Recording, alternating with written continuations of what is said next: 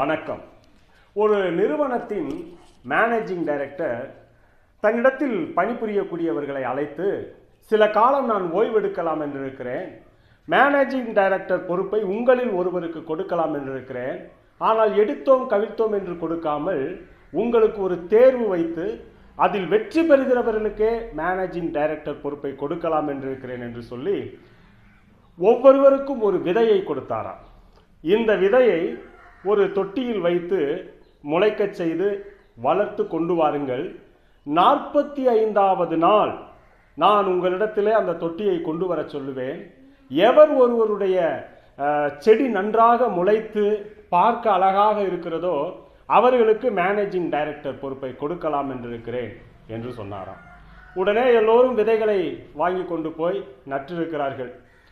ஒரு வாரம் கழித்து ஒவ்வொருவரும் ஒவ்வொரு விதமாக பேசினார்களாம். என்னுடையது அழகாக முளைத்து இலைகள் விட்டு வளர்ந்து வருகிறது, பார்க்கவே நன்றாக இருக்கிறது போன்ற வார்த்தைகளை கூறியிருக்கிறார்கள்.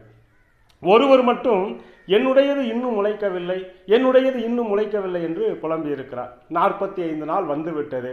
மேனேஜிங் டைரக்டர் எல்லோரையும் அந்த செடியை கொண்டு வாருங்கள் என்று சொல்லியிருக்கிறார்.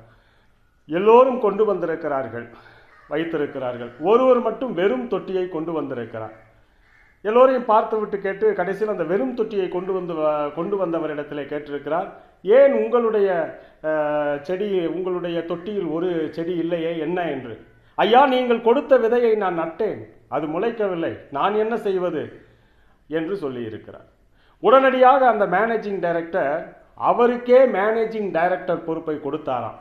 எல்லோரும் திகைத்து போயிருந்தார்களாம். அவர் சொன்னாராம், உங்கள் எல்லோரிடத்திலும் நான் கொடுத்த விதை முளைப்பு திறனற்ற விதை. உங்களில் யார் உண்மையாக இருக்கிறார்கள் என்று பரிசோதிக்கவே இப்படி நான் செய்தேன். இவரே உண்மையுள்ளவர், இவருக்கே மேனேஜிங் டைரக்டர் பொறுப்பை நான் கொடுக்கிறேன் என்று சொல்லி கொடுத்தார்.